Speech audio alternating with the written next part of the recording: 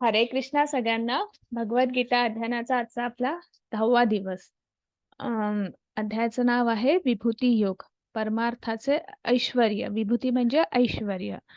पण ते जाणून घेण्यापूर्वी आपण रोजप्रमाणे प्रणाम मंत्र म्हणूया आणि मग पुढे जाऊया. ओम नमो भगवते वासुदेवाय. ओम नमो भगवते वासुदेवाय. ओम नमो भगवते वासुदेवाय.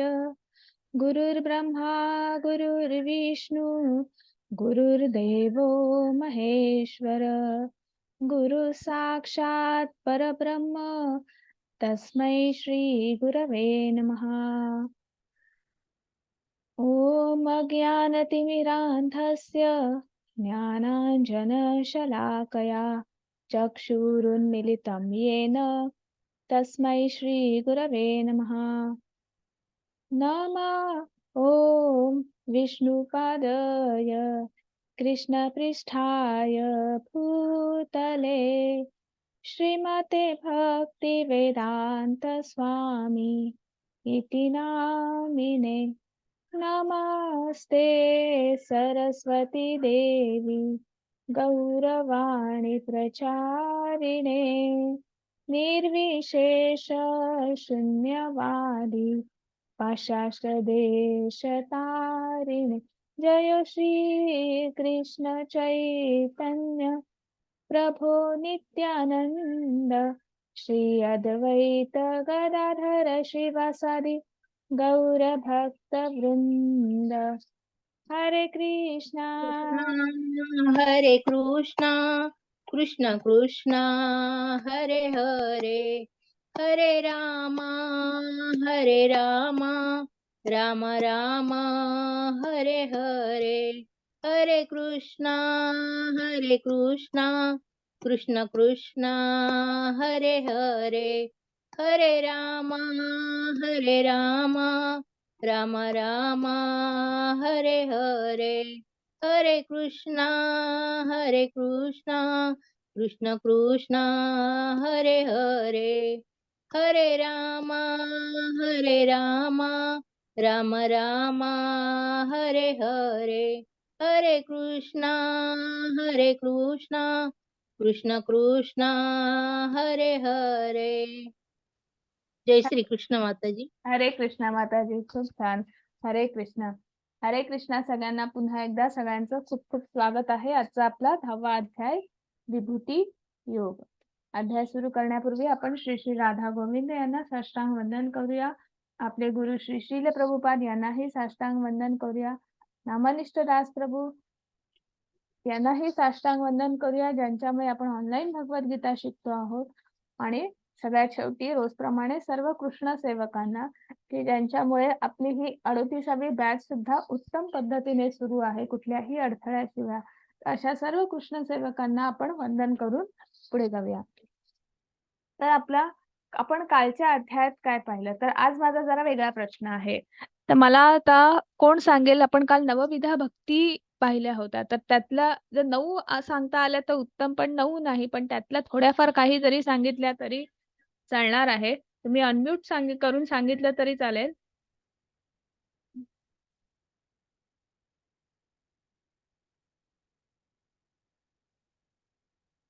हरे कृष्ण.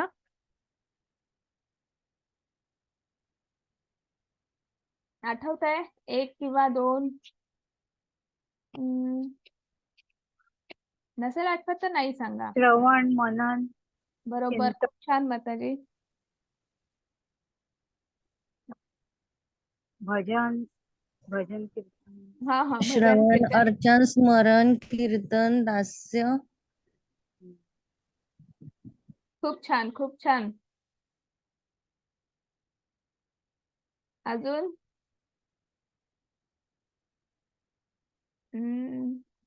अजून कोणाला अर्चन, वंदन. हो खूप छान.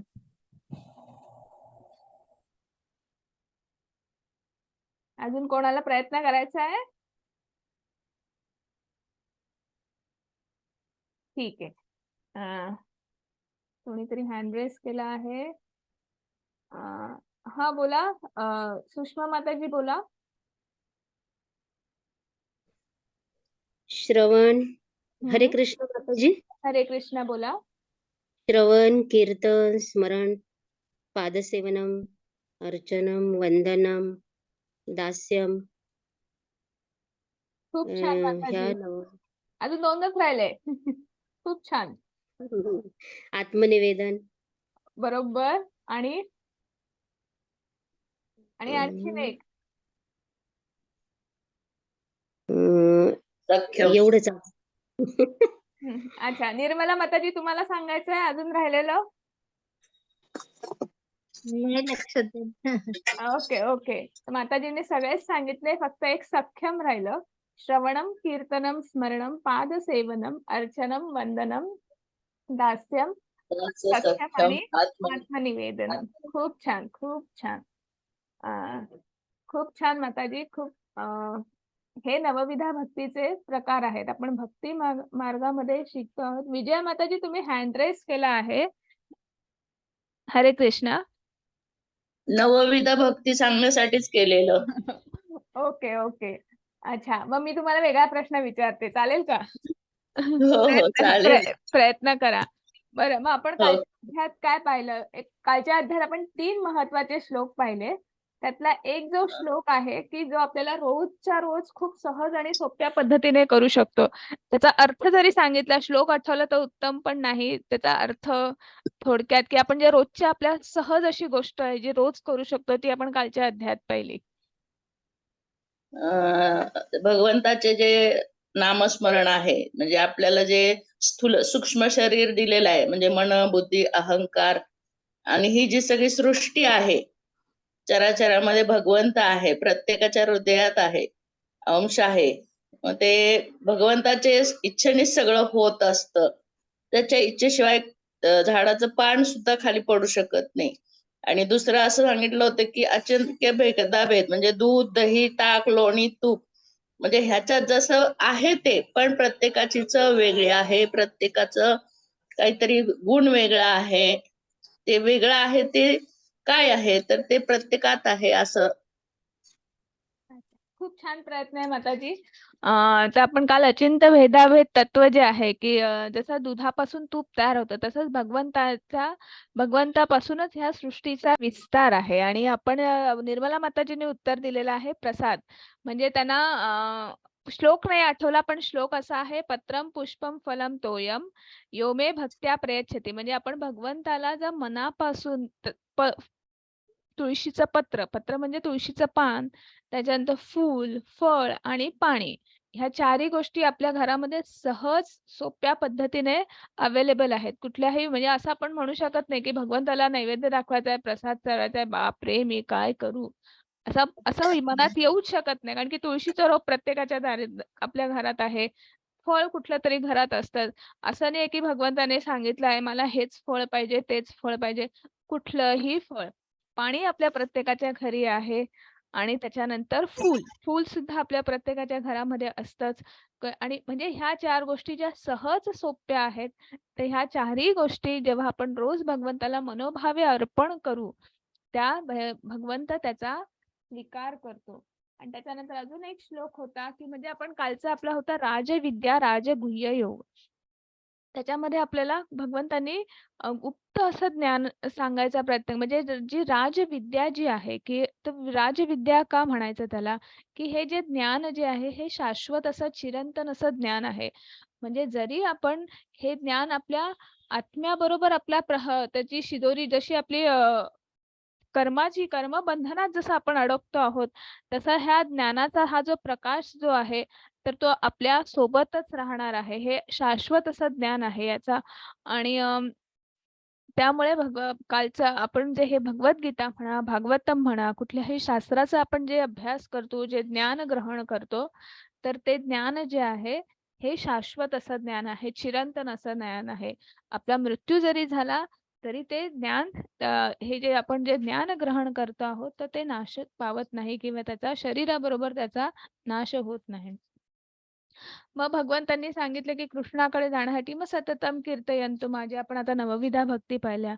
अनन्य भक्तीची गोडी त्याच्या आधी भगवंतांनी सांगितलं की ती लागण्याआधी जसं आपण पत्रम पुष्पम फलम तोयम पाहिलं तसंच की यत्करोषी यदस्नाशी यजुहोषी ददासी यत् म्हणजे तुम्ही जे काही करता आहात, जे काही खाता आहात, जे काही कर्म करता आहात, दान धर्म असेल, कुठली सेवा असेल, जे काही कुठलंही कर्म जे असेल ते मला तू अर्पण कर. असं कुठेतरी काल भगवंतांनी आपल्याला सांगितलं. आणि मग त्याच्यानंतर हे जेव्हा आपण ह्या गोष्टी करू, तेव्हा आपल्याला हळू-हळू अनन्य भक्तीची गोडी लागेल आणि मग अनन्य भक्तीच्या गोडीमध्ये लागल्यावर किंवा हा जो श्लोक आहे आपल्याला 2दा बघायला मिळणार आहे. 18व्या अध्यायात पण आहे आणि कालच्या अध्यायात पण होता. मन्मना भव मद्भक्तो मद्याजी मा नमस्कुरु मामे वैश्यसी युक्तवै मग आत्मानं मत्परायणम म्हणजे आपण भगवंताला सतत आपल्या ध्यानात ठेवायचं, माझा भगवंताचा भक्त व्हायचं, भगवंताची पूजा करायची आणि सतत आणि अशा पद्धतीने आपण संपूर्णपणे त्याला शरण जायचं. असं कुठेतरी त्या श्लोकामध्ये काल आपल्याला भगवंतांनी सांगितलं. आणि मग आता आपण विभूती योग आजचा आपला अध्याय. विभूती म्हणजे ऐश्वर्य. इथे विल्यम प्रभूजींनी पण सांगितलेलं आहे राजविद्या राजविजय योग, ऐश्वर्य म्हणजे गोपनीय ज्ञान, भक्ती मार्ग आणि भगवंत सर्व काही आहेत. खूप छान प्रभूजी. विल्यम प्रभूजींनी पण चॅट बॉक्स मध्ये उत्तर दिलेलं आहे. तर सगळ्यांना आठवतंय आपण काल काय शिकलो ते. तर आता आपण पुढे जाऊया. आजचा आपला आहे विभूती योग. विभूती योग मध्ये आपल्याला काय बघायचं आहे की कृष्ण हा अज्ञात आणि सर्वांचा उगम आहे. शुद्ध भक्तीचे सार, भगवद्गीतेचे सार म्हणजे याला चतुश्लोकी भगवद्गीता म्हणतात. की तुम्ही गीतेचे 700 श्लोक वाचा, 700 किंवा हे 4 श्लोक अभ्यासा. तुम्हाला ह्या 4ही श्लोकामध्ये संपूर्ण गीतेचा सारांश त्याच्यामध्ये सामावलेला आहे. त्याच्यानंतर अर्जुनाने कृष्णाचे सर्वोच्च पद स्वीकारले आणि भगवान श्रीकृष्ण त्यांच्या विभूतींचे वर्णन करत आहेत. आता आपण पटकन पुढे जाऊया. हरे कृष्ण माताजी. हरे कृष्ण माताजी. कृष्ण हरे कृष्ण. श्री भगवान म्हणाले, हे महाभाव अर्जुना, पुन्हा ऐक. तू माझा प्रिय मित्र असल्यामुळे तुझ्या हितार्थ मी तुला हे ज्ञान प्रदान करेन, जे मी पूर्वी सांगितलेल्या ज्ञानापेक्षाही श्रेष्ठ आहे. हरे कृष्ण. हरे कृष्ण. मग आता भगवंत पुन्हा पुन्हा सांगतायत तच्छृणु. भक्ती योगामध्ये आपल्याला तेच सांगता आहे भगवंत की अर्जुना पुन्हा ऐक, तू नीट ऐक आणि मी आता जे सांगणार आहे ते याच्याहूनही श्रेष्ठ असेल किंवा याच्याहूनही उत्तम असं मी तुला ज्ञान प्रदान करतो आहे, असं कुठेतरी भगवंत पुन्हा पुन्हा सांगता आहेत. आणि मग पुढे म्हणता आहेत. माताजी श्लोक वाचाल ना? हो माताजी वाचते. ओके. हरे कृष्ण. न मे विदुसुर गणा प्रभवं न महर्षय अहमादिर्य देवाना महर्षीणा च सर्वशः. माझी उत्पत्ती किंवा ऐश्वर्य देवतांना कळत नाही, तसेच महर्षींनाही कळत नाही, कारण सर्व प्रकारे देवतांचे आणि महर्षींचे मूळ मीच आहे. 10.3 सर्व मनुष्यामध्ये मोहरहित झालेला जो मनुष्य मला अजन्मा अनादी सर्व जगताचा स्वामी म्हणून जाणतो, तोच केवळ सर्व पापांपासून मुक्त होतो. हरे कृष्ण. हरे कृष्ण. मग आता इथे भगवंत सांगताहेत न मे विदु सुरगणा. सूर, असुर म्हणजे दैत्यगण, तसं सूर म्हणजे देवगण. मग आता इथे भगवंत सांगताहेत की देव देवता जे आहेत किंवा ते अनंत काळ अनेक वर्ष तपस्या करणारे ऋषी असतील, महाऋषी असतील, की त्यांनाही माझं मूळ काही कळत नाही. ते माझी भक्ती करतात, माझ्या भक्ती सेवेमध्ये तल्लीन राहतात, वर्षानुवर्ष ते तपश्चर्या करत आहेत, पण माझ्या ऐश्वर्याचा त्यांना कुठेतरी ते की सर्वत्र भगवंत आहेत, पण ते सर्वत्र म्हणजे कुठे किंवा त्याचा मूळ काय आहे, त्याची सुरुवात कुठे आहे, त्याचा शेवट काय आहे, काही त्यांना समजत नाही. ते फक्त आणि फक्त भगवंताचे एक भक्त म्हणून भक्ती करत राहतात. असं भगवंत सांगत आहेत की त्यांच्या उत्पत्तीचं म्हणजे माझी उत्पत्ती, माझे ऐश्वर्य हे ना ऋषीमुनींना समजत, ना भक्तांना जे महर्षी आहे, जे ऋषीमुनी आहेत की जे अनेक वर्ष थोर तपश्चर्या करत आहेत, पण त्यांना समजत. आणि हे पुढे भगवंत म्हणत आहेत की जे सर्व मनुष्यांमध्ये मोह रहित. मग आता आपण आता मनुष्य जन्मामध्ये आहोत की नाही? मग आपण जर सर्व आपल्या आसक्तींचा त्याग केला किंवा कुठल्याही मोहाचा, कुठल्याही या भौतिक जगाचा, भौतिक प्रलोभनांचा जर आपण त्याग केला आणि आपण जर फक्त हे जाणून घेतलं किंवा हे ज्ञान घेतलं, की आपण भगवंत कोण आहेत, आदी म्हणजे ते अजन्म आहेत किंवा हे ते ह्या तिन्ही लोकांचे स्वामी आहेत. हो की नाही? आपण पराप्रकृती, अपराप्रकृती पाहिली. जी जी श्रेष्ठ आहे, पराप्रकृती श्रेष्ठ आहे आणि भगवंतापासूनच उत्पन्न झालेली ही अपरा प्रकृती, जी कनिष्ठ प्रकृती, ज्याला आपण भौतिक प्रकृती असं म्हणतो, पराप्रकृतीला आपण आध्यात्मिक प्रकृती सुद्धा म्हणतो. तर अशा प्रकारे तर तिन्ही लोकांचे स्वामी म्हणून जे आहेत, ज्यांचा जन्म होत नाही, तर ते अवतीर्ण होतात आणि जे अनादी आहेत, अनंत आहेत.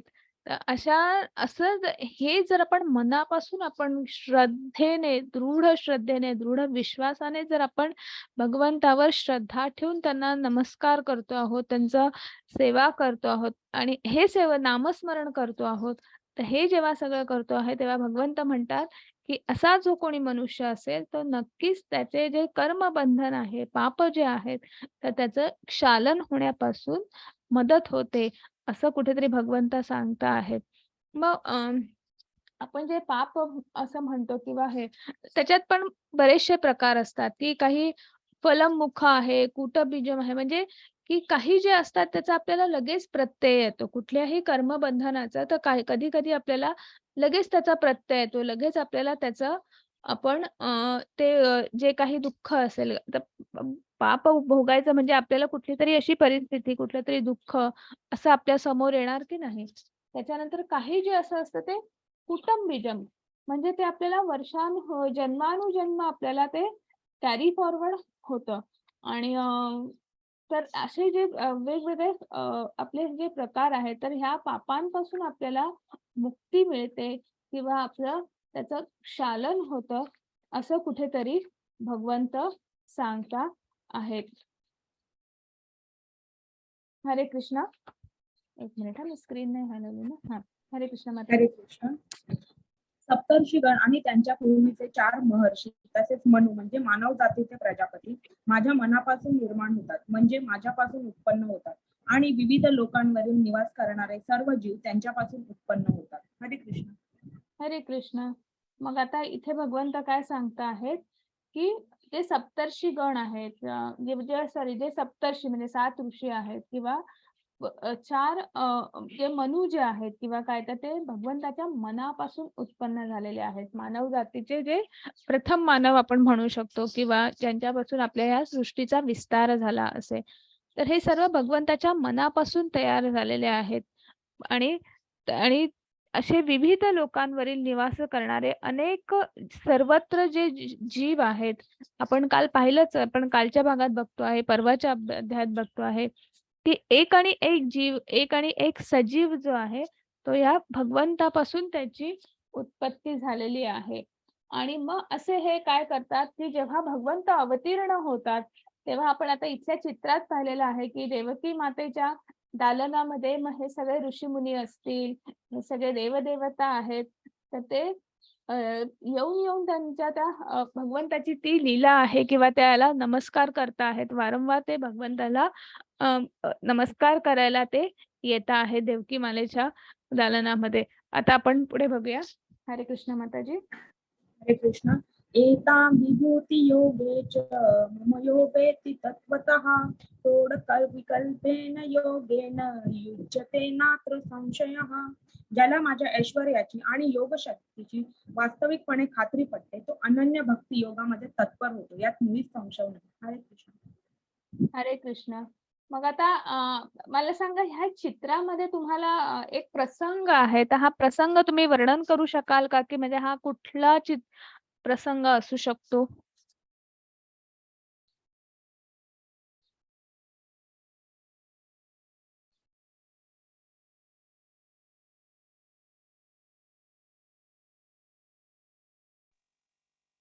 अश्वमेध यज्ञाचा राजदंड वगैरे असं असं दिसतंय. ओके. हरे कृष्ण. खूप छान प्रयत्न. अजून कोणाला सांगायचं आहे?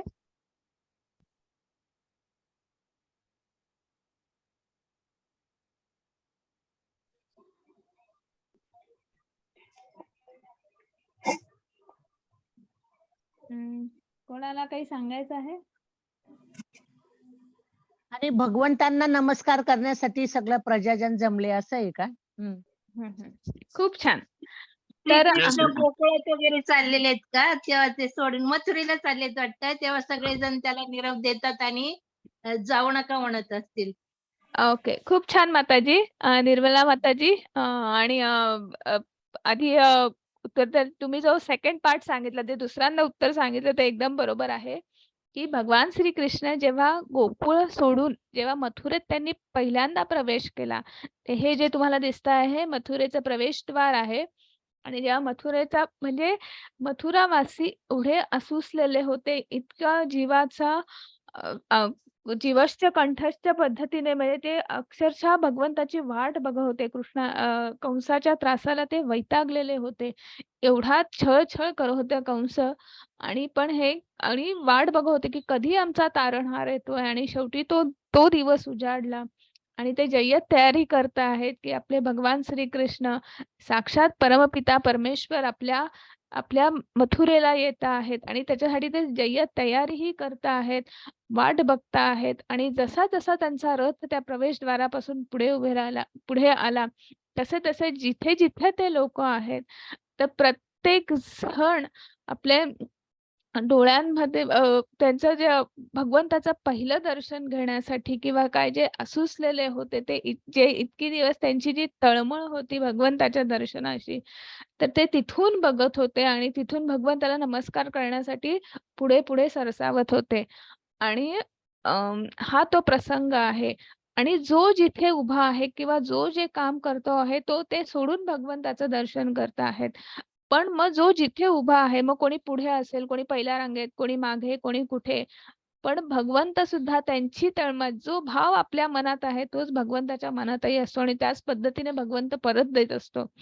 त्या पद्धतीने भगवंताने प्रत्येकाला, जसं काही भगवंत आपल्या समोर आहेत, इतक्या सुंदर पद्धतीने भगवंताने प्रत्येक भक्ताला दर्शन दिलेलं आहे, की जो भगवंत आपल्या डोळ्यासमोर इथेच असा माझा उभा आहे आणि आपल्याला ते दर्शन देत आहे, आणि सगळेजण दर्शन घेत आहेत. म्हणजे भगवंताचं ते प्रथम दर्शन म्हणू शकतो आपण, तर ते घेत आहेत. तर हा तो प्रसंग आहे. प्रभुपाद इथे सांगतात, की आपणही जर प्रयत्न केला, जर ती तळमळ असेल, ती श्रद्धा असेल, ते प्रेम असेल, तर निश्चितच अशा पद्धतीचं दर्शन आपल्याला भगवंत देऊ शकतात, आणि त्याबद्दल निश्चितही शंका नाही, अशी खात्री कुठेतरी प्रभुपाद वारंवार त्यांच्या व्याख्यानामध्ये आपल्याला देत असतात. हरे कृष्ण. आता आपण पुढे वळूया. इथे ह्या श्लोकात त्यांनी सांगितलेलं आहे, ज्याला माझ्या ऐश्वर्याची आणि योग शक्तीची वास्तविक खात्री पटते. म्हणजे जो अनन्य भक्ती योगामध्ये तत्पर आहे, त्याला भगवंत दर्शन देतात, आणि त्यास मुळीच शंका नाही. आता आपण पुढे बघूया. आता हे जे आहेत, हे पुढचे जे 4 श्लोक आहेत, तर याच्यामध्ये चतुर्श्लोकी भगवद्गीता असं म्हणतात. आज आपल्याकडे एकादशी आहे आज, तर आपण एकादशीच्या दिवशी ही चतुर्श्लोकी भगवद्गीता शिकतो आहोत. माझी अशी इच्छा आहे की तुम्ही हे पुढचे जे 4 श्लोक आहेत, 10.8, 10.9, 10.10 आणि 10.11, म्हणजे भगवद्गीतेचा प्रत्येकच श्लोक महत्वाचा आहे. पण ही चतुर्श्लोकी भगवद्गीता जी आहे, याच्यामध्ये भगवद्गीतेचा संपूर्ण सारांश त्याच्यामध्ये सामावलेला आहे. आणि त्यामुळे हे 4 श्लोक जरी आपण रोज म्हटलं, तरी सुद्धा आपल्याला फरक पडेल, किंवा आपल्याला खूप आणि मग ते म्हणता म्हणता आपोआप पाठ होतात. आणि आता आपण बघूया ते कुठले श्लोक आहेत. तर माताजी 10.8 आणि 9 आधी वाचा. हरे कृष्ण. चालेल माताजी. हरे कृष्ण. अहम सर्वस्य प्रभवो मत्त सर्वं प्रवर्तते इति मत्वा भजन्ते मां बुधा भाव समन्वितः. माताजी वाचू का त्याचं तात्पर्य? तात्पर्य आणि हो. मीच सर्व प्राकृत आणि आध्यात्मिक जगतांचा उत्पत्तीकर्ता आहे. सर्व काही माझ्यापासून उद्भवते. जे बुद्धिमान मनुष्य हे पूर्णपणे जाणतात, ते माझ्या भक्तीमध्ये संलग्न होतात आणि अंतःकरणपूर्वक मला भजतात. हरे कृष्ण. हरे कृष्ण. हरे कृष्ण. हरे कृष्ण. मच्चिता मद्गत प्राणा बोधयन्ता परस्परं कथयन्तश्च मा नित्यं तुष्यन्ति च रमन्ति च. माझ्या शुद्ध भक्तांचे विचार माझ्यामध्ये वास करतात. त्यांचे जीवन माझ्या सेवेसाठी पूर्णपणे समर्पित आहे आणि त्यांना नेहमी एकमेकांना ज्ञान देऊन आणि माझ्याबद्दल बोलण्यातून खूप समाधान आणि आनंद मिळतो. हरे कृष्ण. हरे कृष्णा माताजी. माता इथे सांगत आहेत की अहम सर्वस्य प्रभाव मत सर्व प्रवर्तते, म्हणजे मी सर्व प्राकृत आणि आध्यात्मिक जगतांचा उत्पत्ती करता आहे. म्हणजे पुन्हा इथे भगवंत सांगत आहेत की मीच ह्या तिन्ही लोकांचा स्वामी आहे. मग आता काल जो विल्यम प्रभूजींनी प्रश्न विचारला होता की भगवंत सगळीकडे जे मी करता आहे तर हे भगवंत सांगता आहेत, ते त्यांच्या मुखातून सांगता आहेत आणि म्हणून ते कुठेतरी म्हणता आहेत की मी, जसं आपल्या घरी जर कोणी आलं आणि आपण सांगतो की नाही की ही माझी वस्तू आहे, हा माझा लॅपटॉप आहे, ही माझी टू व्हीलर, हे माझं वॉर्डरोब, हे माझी ही वस्तू ती, आपण असं दाखवतो की नाही. मग कोणीतरी माझ्या घरी आलेलं असतं आणि मग म्हणून आपण दाखवत असतो की नाही. मग आपण म्हणतो का मी करतो आहे, नाही. तसंच आता भगवंत हे स्वतःच्या हे जे आहे हे दिव्य असं ज्ञान हे भगवंत स्वतःच्या दिव्य मुखातून सांगता आहेत आणि म्हणून मग त्यांच्याच आपण जे त्यांच्यापासूनच हा सगळा विस्तार झालेला आहे आणि म्हणून ते सांगता आहेत की मीच सर्व प्राकृत आणि आध्यात्मिक जगतांचा उत्पत्ती करता आहे. ह्या तिन्ही लोकांचा स्वामी जणू काही आपण ह्या भगवंताच्याच आपण घरात राहतो की नाही. हे ब्रह्मांड सुद्धा भगवंताचाच उत्पत्ती आहे, त्यांचंच एक घर आहे आणि म्हणून भगवंत सांगता आहेत की हे माझं आहे, हे सर्व काही माझ्यापासून उद्भवलेलं आहे. आणि जे बुद्धिमान मनुष्य हे पूर्णपणे जाणतात ते माझ्या भक्तीमध्ये संलग्न होतात आणि मला अंतःकरणपूर्वक भजतात. म्हणजे की जे जे बुद्धिमान म्हणा, बुद्धियोगी म्हणजे भक्तियोगी किंवा ज्यांचे भगवंतावर श्रद्धा आहे आणि जे हे जाणतात तर ते हळूहळू भगवंताच्या भक्तीमध्ये कुठेतरी संलग्न होतात आणि मला अंतःकरण पूर्व मला भजतात, म्हणजे माझी पूजा करतात. मग ते कशी पूजा करतात, तर माझ्या शुद्ध भक्तांचे विचार मग इथे जे सतत माझ्यामध्ये वास करत राहतात. म्हणजे भगवंत जे भक्त, शुद्ध भक्त जे आहेत ते 24/7 एका सेकंदाचाही इकडे तिकडे विलंब नाही, तर ते सतत माझ्याच मध्ये वास करत आहेत. त्यांचं संपूर्ण जीवन ते माझ्या सेवेसाठी समर्पित करत आहेत. म्हणजे भगवंताची सेवा असेल, आराधना असेल, जे जे काही आपलं जीवन आहे तर ते भगवंताला समर्पण करत आहेत. आणि आपल्याजवळ जे काही ज्ञान आहे, आपल्याला जी माहिती आहे ती इतरांपर्यंत पोहोचवण्याचा प्रयत्न करत आहेत. की भगवंत कोण आहेत, परमपिता परमेश्वर कोण आहेत. मग मी नमस्कार करतो आहे, तुम्ही पण नमस्कार करा, तुम्ही पण हा नामाचा जप करा, तुम्ही पण हे पुस्तक वाचा, ही भगवद्गीता आहे, हे भागवतम आहे, अजून हे कुठलं वेगळं पुस्तक आहे जे छान पद्धतीने वाचनात आलेलं आहे. तर आपण सांगतो आता एक साधी गोष्ट आहे की आता आपल्या व्हॉट्सअपवर मेसेज आला होता की तुम्हाला ह्या भगवद्गीतेच्या रजिस्ट्रेशनची लिंक आली होती. तर आपण काय की ही लिंक सहज आपण दुसऱ्या कोणाला फॉरवर्ड करू शकतो. मग त्यांनी ते जॉइन करायचं नाही करायचं ते त्यांच्याकडे आहे. पण आपण काय करतो आहोत की आपल्याकडे जे आहे, आपल्याकडे जे ज्ञान आहे, जी माहिती मिळालेली आहे, त्याचा प्रचार आणि प्रसार आपण करायचा आहे. म्हणजे जे भक्त जे आहेत ते असं करतात आणि नेहमी त्यांच्या वागण्या बोलण्यामध्ये नेहमी खूप समाधान असतं, खूप आनंद असतो. आता वागण्या बोलण्यात समाधान का असतं, आनंद का असतो?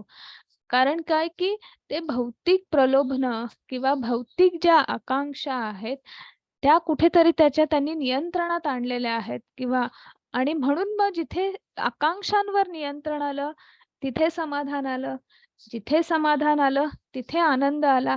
हो की नाही? मला हे हवं, ते हवं, ते हवं म्हटलं तर आपण कधीच समाधानी राहणार नाही, कधीच आनंदी राहणार नाही. पण कुठे नियंत्रण आलं तर सगळ्या गोष्टी होतात आणि हे केव्हा शक्य आहे? जेव्हा आपण भगवंताचं नाम घेतो, जेव्हा आपण नामाची कास धरतो, जेव्हा आपण हरे रामा हरे कृष्णा यांचा आपण जेव्हा जप करतो, तेव्हा नक्कीच अंतर्बाह्य शुद्धीकरण म्हणजे काय की ह्याच ज्या गोष्टी आहेत, या हळू-हळू याच्यामध्ये आपला बदल होत जातो. आणि मग पुढे भगवंत म्हणत आहेत हरे कृष्णा माताजी. हरे कृष्ण. तेषां सततयुक्तानां भजतां प्रीतिपूर्वकं ददामि बुद्धियोगे तं येन मां कूपयान्ति ते. जे प्रेमाने माझी सेवा करण्यासाठी सतत सतत समर्पित असतात त्यांना मी समज देतो की ते माझ्याकडे येऊ शकतात. हरे कृष्ण. हरे कृष्ण. माताजी आपण वाचा. हरे कृष्ण. ते सॉरी सॉरी माताजी सॉरी. screen change. हा हा हा. हरे कृष्ण. तेषामेवानुकम्पर्तम् अहमज्ञानजं तमः नाशयात्मात्मभावस्तो ज्ञानदीपेन भास्वत. त्यांच्यावर विशेष अनुग्रह करण्यासाठी त्यांच्या हृदयात वास करणारा मी ज्ञानरूपी तेजस्वी दीपाने अज्ञानामुळे उत्पन्न झालेला अंधकाराचा नाश करतो. हरे कृष्ण. हरे कृष्ण. तरी थोडी स्क्रीन हलवली त्यामुळे थोडं नाही नाही हरकत नाही. माहिती उलट माझीच चुकी झाली. नाही. हरे कृष्ण. हरे कृष्ण. हा आता इथे भगवंत सांगता आहेत की इथे भगवंत काय म्हणतात की जे असे जे भक्त जे आहेत जे सतत माझ्या कीर्तनात आहेत, माझ्या हळूहळू नाम जप आपण जशी जशी श्रद्धा वाढत जाते, जसा जसा भाव वाढत जातो तसा तसा त्या श्रद्धेचं त्या भावाचं प्रेमामध्ये रूपांतर होतं. प्रेम भक्ती, प्रेम भाव. आणि मग जसं जसं आपण पुढे वाढत जातो तसं जे प्रेमाने जे भक्तिभावाने भगवंताची सेवा करत आहेत, भगवंताला समर्पित असा भाव आहे, ते अशा लोकांना असे लोक जे आहेत किंवा असे जे भक्तगण आहेत ते निश्चितच माझ्याकडे येतात. मग कदाचित त्यांच्याकडे ज्ञान नसेल, ते तत्वज्ञान त्यांना माहिती नसेल, हरकत नाही. पण त्या अज्ञानाचा ते अज्ञान जे आहे ते भगवंत ते दूर करतात. तो ज्ञानरूपी प्रकाश जो आहे तो त्यांच्या पर्यंत भगवंत नक्कीच पोहोचवतात. ते तशी त्यांना ती दिव्य अनुभूती देतातच की कारण की भगवंत आपल्या सगळ्यांच्या हृदयामध्ये आहेत. भगवंत हा भक्तीचा भावाचा भुकेला आहे, भावग्रही जनार्दन आहे, हो की नाही? आणि त्यामुळे आपल्यामध्ये जरी ते तत्वज्ञान काय आहे आपल्याला माहित नाही, भले आपल्यामध्ये अज्ञान असेल, पण भगवंताची जर त्याच श्रद्धेने, त्याच तळमळीने, त्याच प्रेम भावनेने जर आपण भक्ती करत असू तर भगवंत नक्कीच ते अज्ञान आपलं दूर करतात.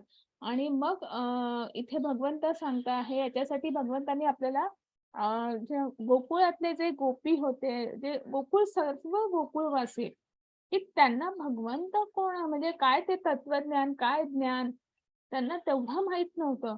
पण त्यांना एक माहिती होतं, हा माझा कृष्ण आहे, हा माझा परमेश्वर आहे, ह्याच्यासाठी मला सगळं काही करायचं आहे. सकाळच्या दिवसापासून रात्रीपर्यंत याच्यासाठी मला सगळं काही करायचं आहे. ही भावना ही त्यांच्यासाठी काहीही की अगदी प्राण सुद्धा त्यांच्यासाठी आम्ही अर्पण करायला तयार आहोत, अशी जी भावना होती, हे जे होतं की हा भाव भले त्यांना कुठलंही तत्वज्ञान माहित नव्हतं की हे भगवंत आहेत, मग त्यांच्यापासून ही सृष्टी तयार झाली, मग त्याचं हे झालं, त्याचं ते झालं नाही. पण त्यांच्याकडे भाव होता, त्यांच्याकडे श्रद्धा होती. आणि म्हणून असे जे असतात त्यांना नक्कीच भगवंत त्यांच्या अंधकाराचा नाश करतात आणि त्यांना भगवंत त्यांना नक्कीच त्यांच्या मृत्यूनंतर वैकुंठ धाम किंवा मोक्षधाम मिळतं. याच्यासाठी मला तुम्हाला एक गोष्ट सांगायची आहे इथे आणि एक आधी उदाहरण देते आणि मग गोष्ट सांगते. पुन्हा हे जे 4 श्लोक जे आहेत चतुश्लोकी भगवद्गीता याच्यामध्ये भगवंतांनी पुन्हा संबंध, अभ्युदय, प्रयोजन.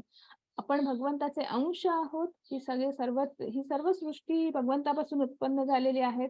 आपण त्याचे अंश आहोत. आणि मग आपण अंश असल्यामुळे आपला जो स्थायी भाव आहे, आपला जो स्वभाव आहे की आपल्या आत्म्याचा की भगवंताची सेवा करणं, भगवंताची भक्ती करणं, तर ती प्रेम भावनेने आपण भगवंताची भक्ती केली तर आपल्याला काय ती ज्ञानाची समज आहे नाही आहे त्याचा काही फरक पडत नाही. भगवंत ते अज्ञान सुद्धा बाजूला सारतात आणि आपल्याला मोक्ष सुद्धा मिळतो. मोक्ष मिळायला मदत सुद्धा होते. जसं आई आपल्या मुलासाठी करते, मी पुन्हा ते उदाहरण देते की जशी आई तिला कोणी सांगतं का आता तू आई झाली मग आता मुलगा जेव्हा उठेल तेव्हा तुला हे करायचंय, तुला ते करायचं, असं आपल्याला कोणी लिहून देतं का? कुठल्याही आईला ते आपसूक येतं की नाही, तिच्या ती जी भावना जी आहे ती आपसूक येते, अशी कोणीतरी सांगून ते तयार होत नाही.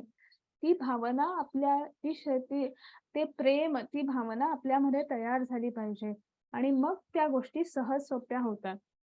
एक गोष्ट मी सांगेन इथे की ही पण भागवतम मधलीच गोष्ट आहे.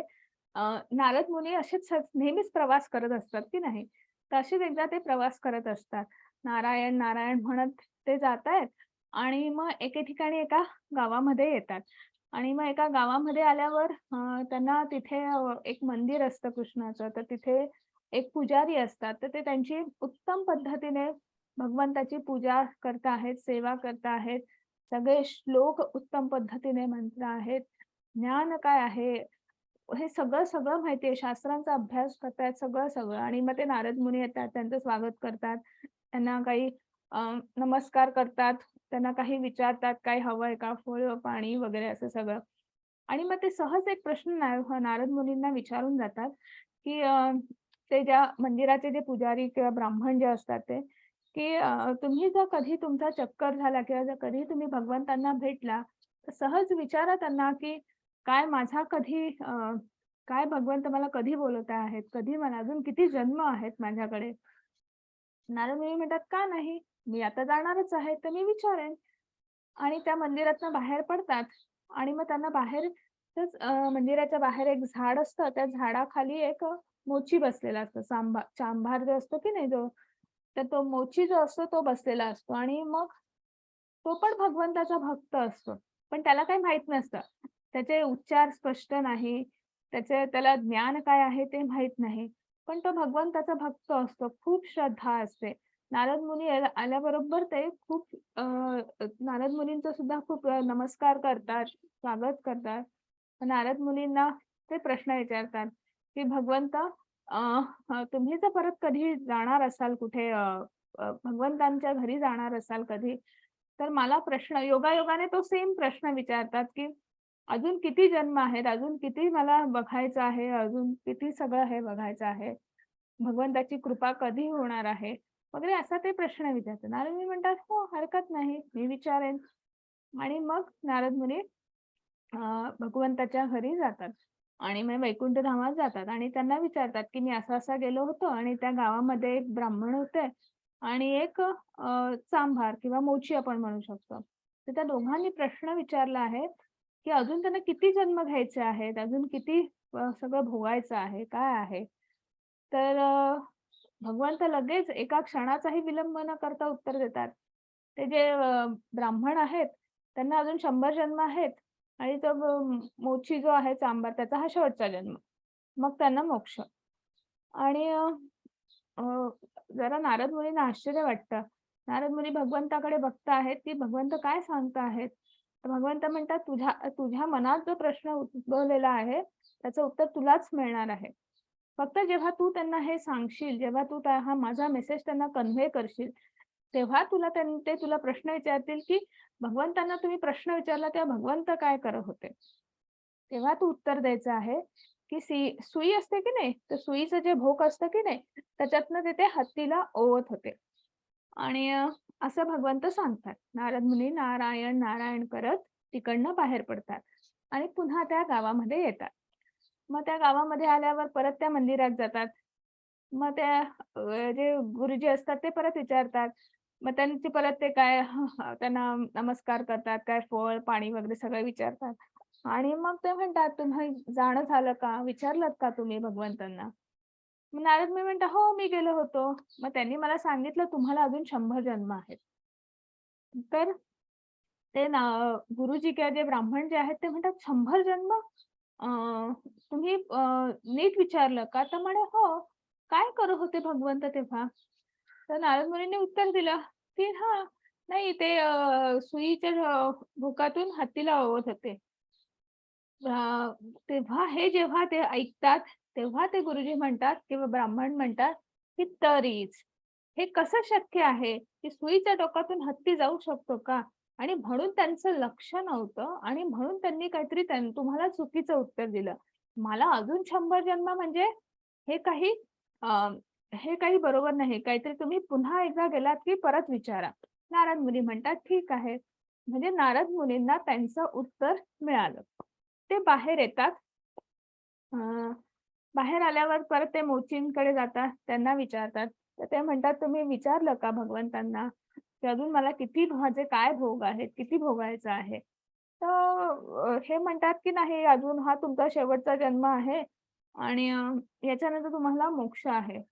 तर त्यांना एवढा आनंद होतो, एवढा आनंद येतो, डोळ्यातनं पाणी अश्रू गळायला लागतात आणि ते प्रश्न विचारतात, तर आनंद अश्रू असतात, की असं काय करत होते भगवंत, की त्यांनी माझ्यावर एवढी अनुकंपा केली, एवढी कृपा केली.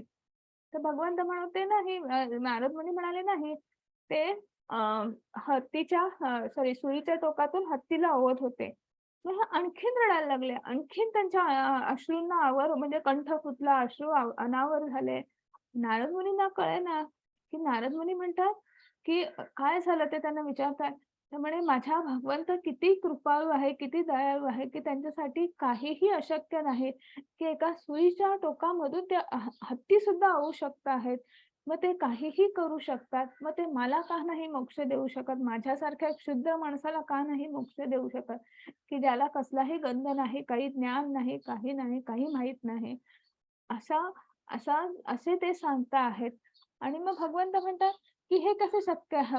नारद मुनी विचारतात, उलट नारद मुनी त्यांना उलटा प्रश्न विचारतात, की नाही पण सुईच्या भोकामधून हत्ती कसा जाणार? तुम्हाला जरी असं वाटत असलं तरी ते शक्य आहे का? तेव्हा ते ज्या झाडाखाली बसलेले असतात, तर त्या झाडाखाली एक ते बी उचलतात त्या झाडाचं आणि ते विचारतात, ह्या एवढूशा बीमधून माझा भगवंत हा एवढा मोठा वृक्ष उभारू शकतो, तयार करू शकतो, तर त्या साध्या सुईचंच ते टोक त्याच्यातनं तो हत्ती का नाही होणार? तो माझा भगवंत आहे, तो काहीही करू शकतो. हा विश्वास, हे प्रेम, हा दृढ विश्वास, ही श्रद्धा होती आणि म्हणून त्यांचा तो शेवटचा जन्म होता आणि म्हणून त्यांना मोक्ष मिळणार होता.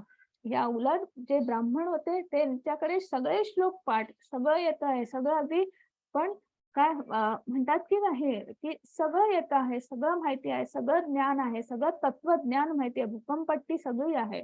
पण विश्वास, प्रेम कुठे आहे? कुठेतरी विश्वास अपुरा पडतो आहे, कुठेतरी भाव अपुरा पडतो आहे आणि म्हणून त्यांना पुढची 100 जन्म आहेत आणि यांच्याकडे काहीच नाही आहे. त्यांच्याकडे ज्ञान माहित नाही, तत्वज्ञान माहित नाही. पण भगवंतावर निस्सीम श्रद्धा, निस्सीम प्रेम आहे आणि म्हणून हा शेवटचा मोक्ष, हा जो त्यांचा जन्म आहे, हा शेवटचा जन्म आहे आणि पुढे त्यांना मोक्ष मिळणार आहे. भगवंत तेच सांगतात, जो प्रेमाने, भक्ती भावनेने जो माझी सेवा करतो आहे, मला संपूर्णपणे शरण आलेला आहे, तर त्याचा अज्ञान सुद्धा मी नष्ट करतो आहे आणि माझ्या विशेष अनुग्रहाने मी हे सगळं नष्ट करतो आहे, असं इथे कुठेतरी भगवंत सांगत आहेत. आता आपण पुढे बघूया. हरे कृष्ण माताजी. हरे कृष्ण. अर्जुन उवाच परब्रह्म परं धाम पवित्रं परमं भवान् पुरुषं शाश्वतं दिव्यमा आदिदेव भजं विभुम् आहुत्वा मृषया सर्वे देवर्षि नारद तथा असितो देवलो व्यासः स्वयंचैव ब्रवीषि मे. अर्जुन म्हणाला, तुम्हीच पुरुषोत्तम भगवान, परम धाम, परम पवित्र, परम सत्य आहात. तुम्ही शाश्वत, दिव्य, आदि पुरुष, अजन्मा, विभू आहात. नारद, असित, देवल आणि व्यास यांसारख्या महर्षींनी तुमच्याबद्दलच्या या सत्याला पुष्टी दिली आहे आणि आता स्वतः तुम्ही मला तेच सांगत आहात. हरे कृष्ण. हरे कृष्ण.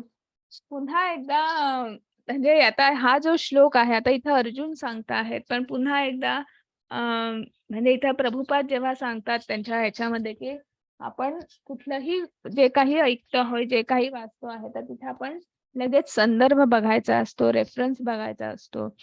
तसं इथं अर्जुन रेफरन्स देत आहेत, की तुम्हीच परम पुरुषोत्तम आहात. अर्जुन पूर्णपणे शरण गेलेले आहेत आणि भगवंताला काय बोलू आणि काय नको असं झालेलं आहे. अनेक विशेषण आहेत, की त्यांना शब्द थिटे पडत आहेत, की तुम्हीच पुरुषोत्तम भगवान आहात, तुम्हीच परमधाम, परम पवित्र, परम सत्य आहात, शाश्वत, दिव्य, आदिपुरुष, अजन्मा, विभू आणि आणखीन असे असंख्य विभूते देत आहेत.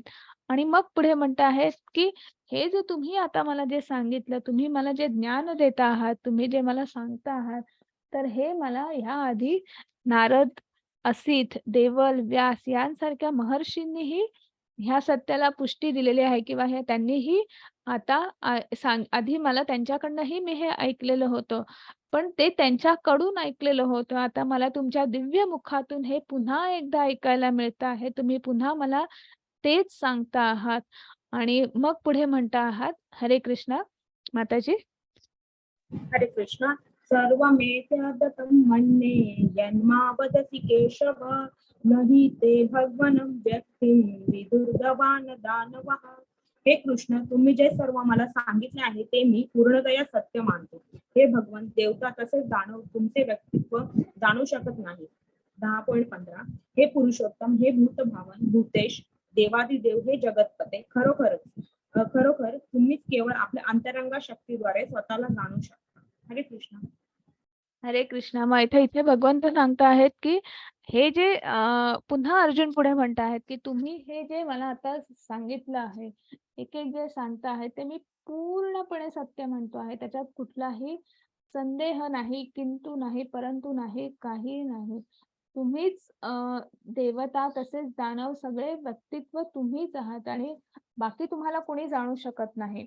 सगळे तुमच्यापासूनच उत्पन्न झालेले आहेत. तुम्ही प्रत्येकामध्ये आहात आणि तुमच्या अंतरंगा शक्तीद्वारेच ही सगळी अ, अ, काय म्हणू शकतो, हे तिन्ही लोकांचे स्वामी म्हणा किंवा आध्यात्मिक प्रकृती आहे, भौतिक प्रकृती आहे, ही उत्पन्न झालेली आहे. आणि जर तुमची कृपा असेल तर आणि तरच त्याचा थांगपत्ता कोणाला लागू शकतो.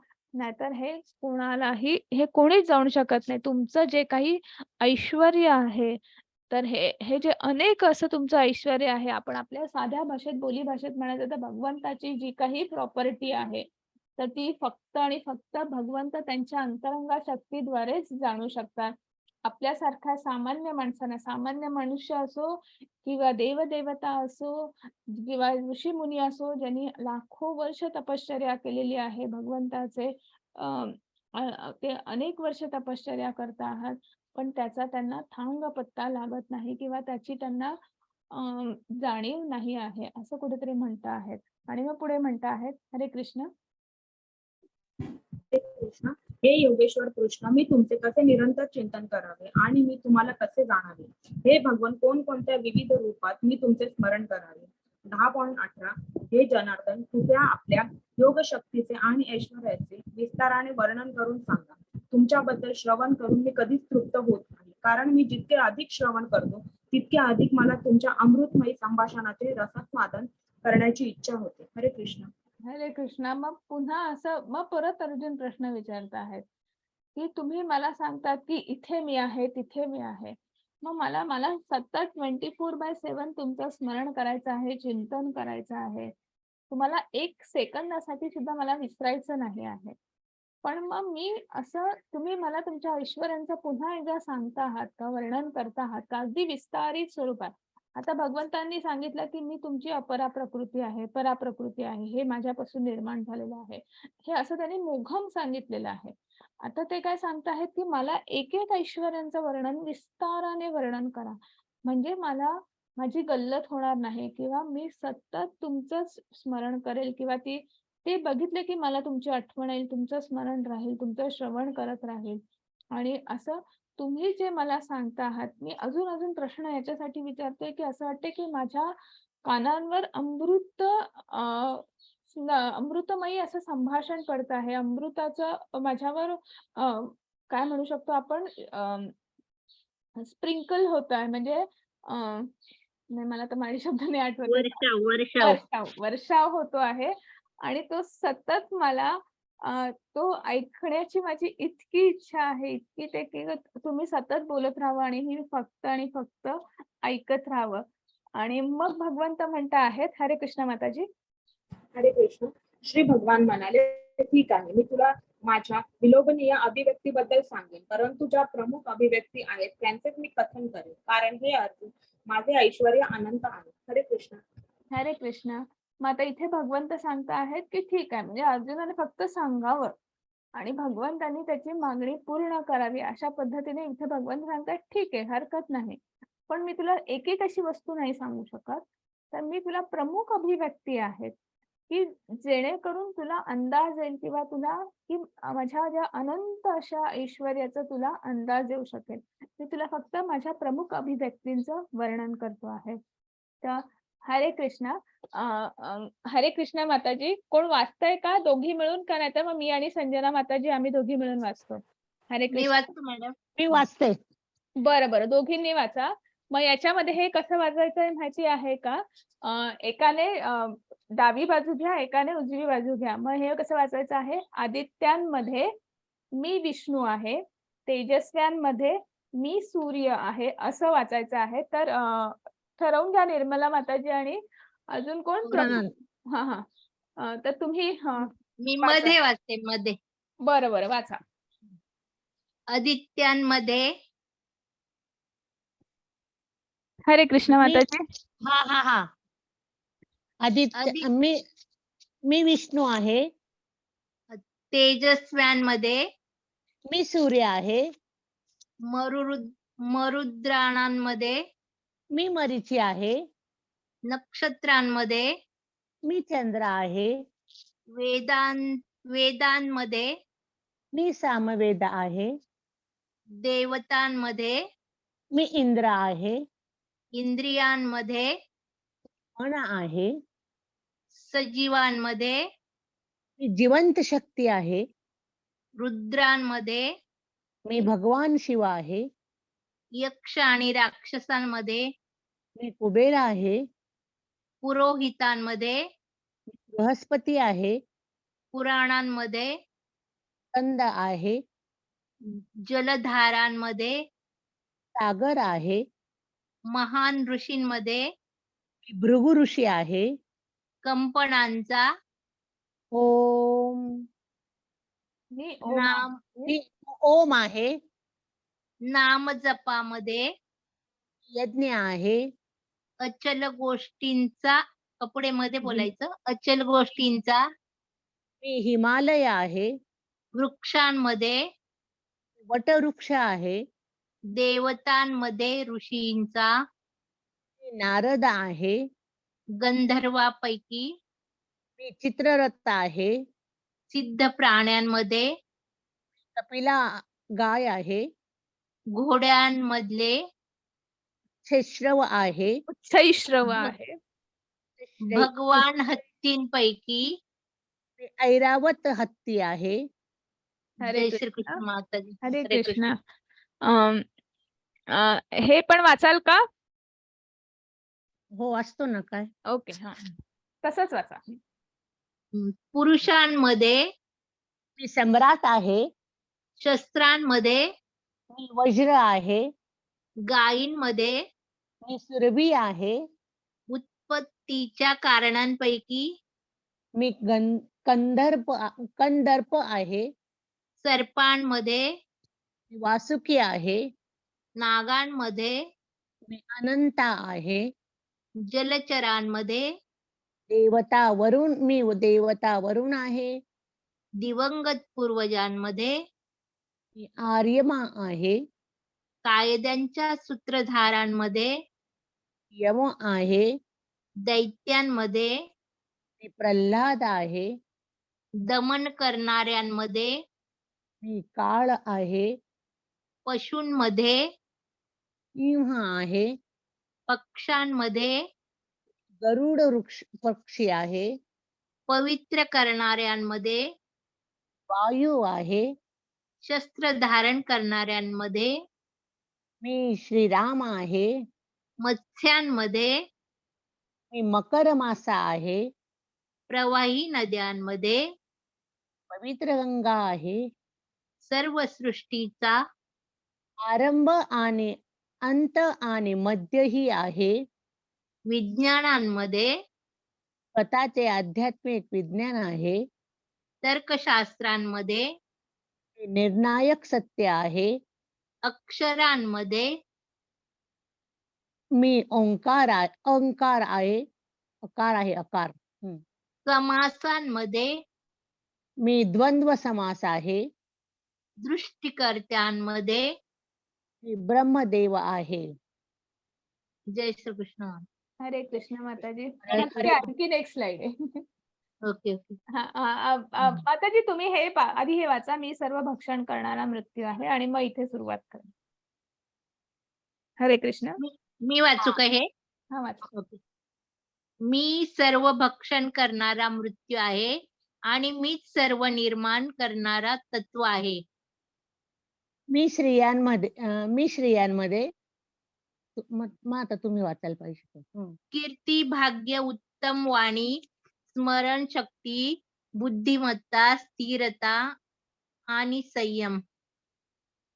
सामवेदातील स्तोत्रांमध्ये ब्रह्मसाम, मी बृहत्सम आहे. बृहत्सम. मी बृहत्सम आहे. पुढं काव्यात वाचू. हा. काव्यात मी गायत्री आहे. मासांमध्ये मार्गशीर्ष, नोव्हेंबर, डिसेंबर कंसात. ऋतूंमध्ये मी वसंत आहे.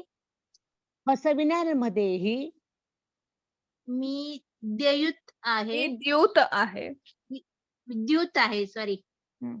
मी द्युत आहे. तेजस्व्यांचे मी तेज आहे. ते नाव काय त्या बलवानांचे मी विजय, साहस आहे. नाही, मी बल आहे. बलवानांचे मी बल आहे आणि इथं मी विजय आणि साहस आहे. साहस आहे. हा. हा हा, पुढचं वाचा. वृष्णीवंश. वृष्णीवंशीयांमध्ये मी वासुदेव आहे. पांडवांमध्ये मी अर्जुन आहे. मध्ये मी व्यास आहे. चारवंतांमध्ये मी उषाना आहे. अराजकतेचे दमन करणाऱ्या सर्व साधनांमध्ये मी दंडाची काठी आहे. विजयेच्छूंमध्ये मी नीती आहे. रहस्यांमध्ये मी मौन आहे. ज्ञानीजनांमध्ये मी ज्ञान आहे. हरे कृष्ण. हरे कृष्ण. हरे माता, हरे कृष्ण माताजी, धन्यवाद. खूप छान.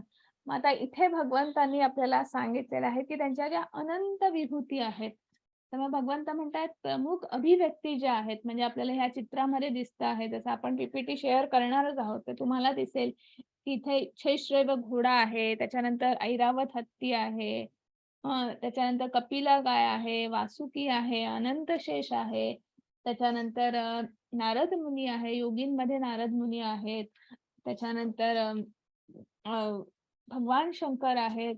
आणि म्हणजे असे वेगवेगळ्या ज्या भगवंतांच्या ज्या प्रमुख अभिव्यक्ती ज्या आहेत, ज्या आपण इथे पाहिल्या होत्या, तर यक्षांमध्ये कुबेर आहे, त्याच्यानंतर तर असं म्हणजे ह्या सगळ्या प्रमुख अभिव्यक्ती ज्या आहेत यांचं वर्णन इथे भगवंत करत आहेत. आणि ते करत असताना त्यांनी आपण जे 5व्या अध्यायामध्ये पाहिलं होतं की नामजपामधला जो जप जो आहे त्यामध्ये मी यज्ञ आहे, म्हणजे आपल्याला जपानाम जपयस्नोस्मी, जो भगवंत आपण इथे सांगता आहेत की आपण नामजपा म्हणजे आपण जो नामजप करणार आहोत कलियुगामध्ये, आपल्याला तोच एक यज्ञ कर्म आहे, जेच विहित कर्म आहे, जे आपल्याला शास्त्रांमध्ये लिहून ठेवलेलं आहे, जे सांगितलेलं आहे. तर ते पुन्हा विभूतींमध्ये सुद्धा भगवंतांनी सांगितलेलं आहे की, आणि म्हणून आपल्याला नामजप करायचा आहे. आणि म्हणून आपल्याला प्रभुपाद सांगता आहेत की तुम्ही हरे कृष्ण नावाचा मंत्र म्हणा आणि हळूहळू आपली आध्यात्मिक प्रगती आपण त्या निमित्ताने साधू शकतो. आणि मग पुढे बघूया. हरे कृष्ण माताजी. हरे कृष्ण. शिवाय हे अर्जुना, मी सर्व अस्तित्वाची उत्पत्ती करणारा बीज आहे.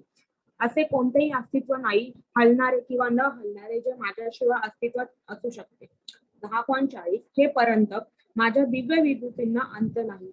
मी तुला जे सांगितले आहे ते माझ्या अनंत विभूतींचे केवळ सूचक आहे. हरे कृष्ण. हरे कृष्ण. मग आता इथे भगवंत सांगता आहेत की सर्व अस्तित्वाची उत्पत्ती करणारं प्रथम बीज, मग ह्या आपली ही जी प्रकृती आहे याच्यामध्ये जे अस्तित्वात आहे, म्हणजे हलणारं असेल, न हलणारं असेल, सजीव असेल, जे अचल असेल, म्हणजे जसं हिमालय आहे, हिमालयासारखे पर्वत आहेत, झाडं, वृक्ष, वेली की ज्या न हलणाऱ्या म्हणजे एकाच जागी स्थित उभ्या आहेत. तर असे सर्व जे आहेत हे माझ्या शिवाय त्यांचं अस्तित्व असूच शकत नाही. त्यांची उत्पत्ती ही माझ्यापासूनच झालेली आहे. जे काही प्रथम बीज जे आहे, जे आपण 84 लक्ष योनी म्हणतो, ही सगळी सृष्टी दिसते, हा जो निसर्ग दिसतो आहे आपल्याला, तर हे सगळं भगवंतापासूनच उत्पन्न झालेलं आहे. आणि पुढे जाऊन भगवंत म्हणत आहेत की त्यांच्या दिव्य विभूतींना अंत नाही, म्हणजे कितीही सांगितल्या तरी त्या संपतच नाहीत. आणि म्हणून मी तुला फक्त ज्या सूचक आहेत की जे आपल्याला रोजच्या व्यवहारात डोळ्यासमोर काही दिसत आहेत अशा प्रमुख अभिव्यक्तींचं मी तुला वर्णन केलेलं आहे की ज्याच्यामुळे तू अंदाज लावू शकतील की जो एकपेशीय अमिबा असेल किंवा बलाढ्य असं एखादा हिमालय पर्वत म्हणा किंवा अजून वेगळं काय बलाढ्य असं जे काही असेल की आणि शक्तिशाली असेल, घोडा असेल, हत्ती असेल, म्हणजे कुठलंही जे काही असेल तर ते भगवंत सांगताहेत हे सगळं माझ्यापासून तयार झालेलं आहे. हे सगळ्यांचं अस्तित्व हे माझ्यापासून आहे. आणि मग पुढे जाऊन म्हणत आहेत, हरे कृष्ण माताजी. हरे कृष्ण. यत् विभूतिमत्सत्त्वं श्रीमधुर्जितमेव वा तद्देवावगच्छन् त्वं मम तेजोश संभवम्. सर्व ऐश्वर्यवान, सुंदर आणि तेजस्वी अभिव्यक्ती माझ्या तेजाच्या केवळ एकाच पुल्लिंगातून उत्पन्न झाल्या आहेत हे तू जाण. हरे कृष्ण. हरे कृष्ण. मग आता इथे भगवंत सांगताहेत की पुन्हा तेच सांगताहेत की हे जे संपूर्ण जे ऐश्वर्य जे आहे की ते माझ्या एका अंशापासून तयार झालेले, एका स्फुल्लिंगापासून हे उत्पन्न झालेले आहे. या प्रमुख अभिव्यक्ती आहेत तर हे तू नक्कीच लक्षात ठेव. आणि मग पुढे जाऊन म्हणत आहेत, हरे कृष्ण माताजी. हरे कृष्ण. अथवा बहुनैतेन किमं ज्ञातेन तवार्जुन विष्टभ्याहमिदं कृष्णं मेकांशेन स्थितो जगत्. परंतु हे अर्जुन, या साऱ्या सविस्तर ज्ञानाची काय आवश्यकता आहे? माझ्या केवळ एकाच अंशाने मी हे संपूर्ण विश्व व्यापून धारण करून राहिलो आहे. हरे कृष्ण. हरे कृष्ण. मग आता इथे सांगता आहेत की ह्या सर्व ज्ञानाची काय आवश्यकता, म्हणजे विभूतींची जाणून घेण्याची की मान्य आहे तू म्हणजे अर्जुनांनी प्रश्न विचारला आणि भगवंत सांगतात पण आहे, पण याची काही आवश्यकता नाही आहे. ते म्हणतात की हे का माझ्या संपूर्ण अंशाने हे जे काही आध्यात्मिक जग म्हणा, भौतिक जग म्हणा, पराप्रकृती अपराप्रकृती जी आहे ती मी व्यापून ठेवलेली आहे किंवा हे माझ्यामुळे उत्पन्न झालेली आहे. हे एवढं जरी लक्षात ठेवलं तरी मग याच्यामध्ये जे काही समाविष्ट आहे, जे काही सामावलेलं आहे त्या सगळ्या माझ्याच अभिव्यक्ती आहेत, माझ्याच शक्तीचा विस्तार आहे असं कुठेतरी भगवंत सांगता आहेत. आणि मग आता इथेच आपला आजचा अध्याय संपलेला आहे. आता आपला विभूती दर्शन योग होतं, ज्याच्यामध्ये आपण चतुर्श्लोकी भगवद्गीता पाहिली. मग अर्जुन भगवंतांना शरण जाऊन त्यांना सर्वोच्च पद असं दिलेलं आहे, पुरुषोत्तम भगवान म्हणून स्वीकारलेलं आहे. आणि मग लगेच ते सांगतातही आहेत की मला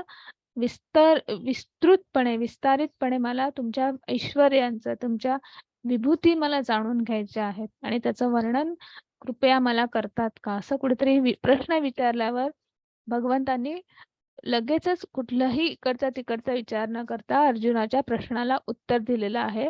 आणि असा हा आजचा आपला विभूती योग, विभूती दर्शन योग, इथेच आपला आजचा अध्याय संपतो आहे. हरे कृष्णा सगळ्यांना. हरे कृष्ण. हरे कृष्ण. हरे